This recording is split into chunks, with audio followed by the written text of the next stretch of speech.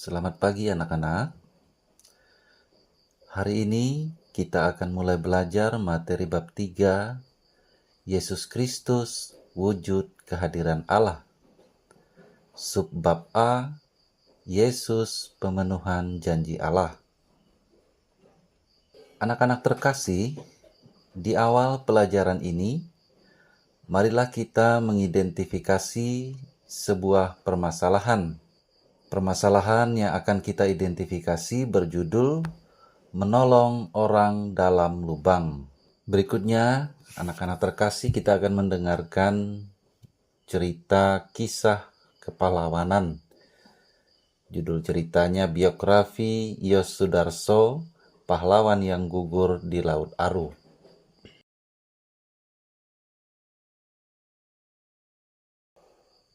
Maka kegiatan selanjutnya, silakan anak-anak membaca kembali kedua kisah tersebut. Kemudian anak-anak dalam kelompok masing-masing dipersilakan untuk berdiskusi dan bekerja sama menjawab soal yang sudah disiapkan pada LKPD 1.1. Selamat berdiskusi dan bekerja sama. Tuhan memberkati.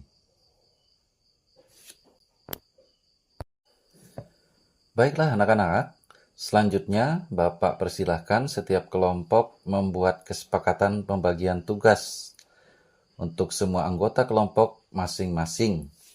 Setelah itu, anak-anak dalam kelompok masing-masing dipersilakan untuk mengisi header LKPD 1.2.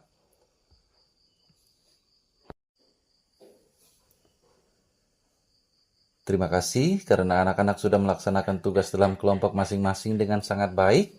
Sekarang mari kita dengarkan bersama cerita kitab suci dari kitab Yesaya bab 8 ayat 23, dilanjutkan bab 9 ayat 1-6. Kemudian yang kedua, kita akan mendengarkan cerita kitab suci juga dari Injil Lukas bab 1 ayat 26-38. Mari anak-anak kita dengarkan bersama-sama. Yesaya 8 ayat 23 dan Yesaya 9 ayat 1 sampai dengan 6. Kelahiran Raja Damai. Tetapi tidak selamanya akan ada kesuraman untuk negeri yang terimpit itu. Kalau dahulu Tuhan merendahkan tanah Zebulan dan tanah Naftali, maka di kemudian hari Ia akan memuliakan jalan ke laut, daerah seberang sungai Yordan, wilayah bangsa-bangsa lain. Bangsa yang berjalan di dalam kegelapan telah melihat terang yang besar. Mereka yang diam di negeri kekelaman, atasnya terang telah bersinar. Engkau telah menimbulkan banyak sorak-sorak dan sukacita yang besar. Mereka telah bersukacita di hadapanmu, seperti sukacita di waktu panen, seperti orang-orang bersorak-sorak di waktu membagi-bagi jarahan.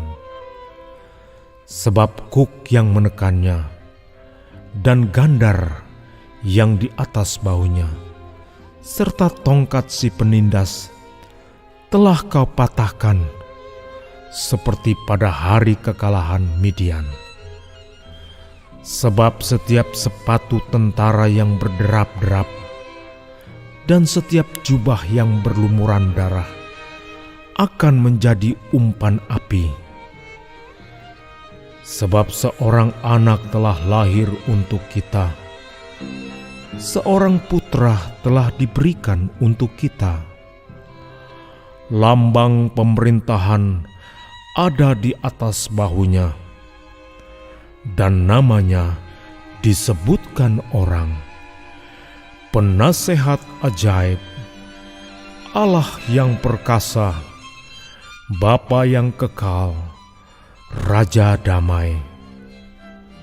Besar kekuasaannya, dan damai sejahtera tidak akan berkesudahan di atas takhta Daud dan di dalam kerajaannya, karena ia mendasarkan dan mengokohkannya dengan keadilan dan kebenaran dari sekarang sampai selama-lamanya. Kecemburuan Tuhan semesta alam.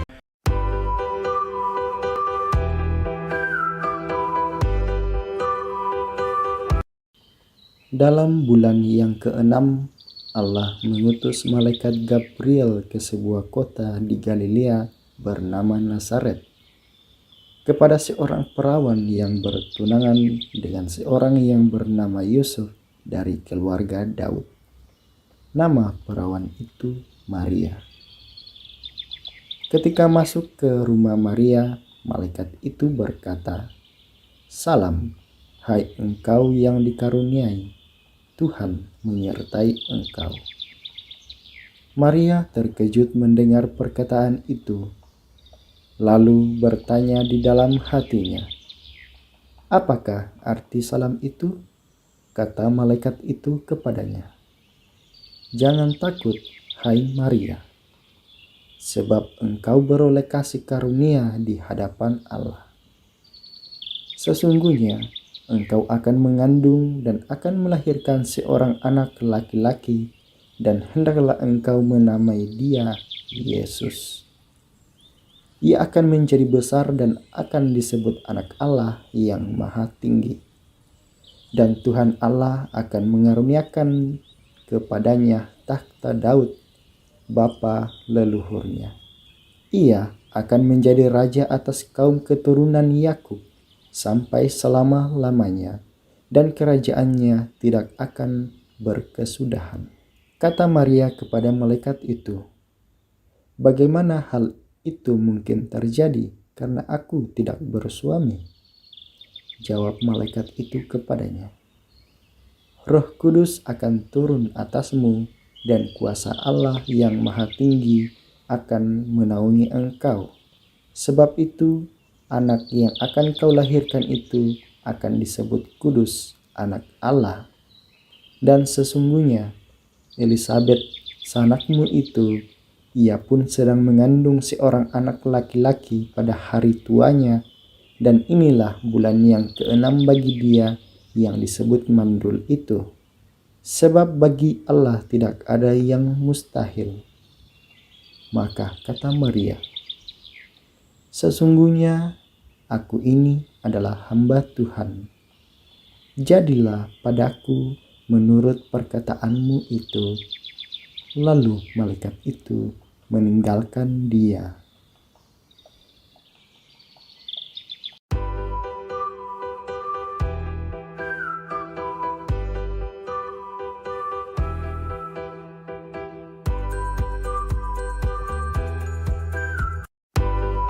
Terima kasih anak-anak karena sudah mendengarkan cerita kitab suci tadi dengan penuh konsentrasi.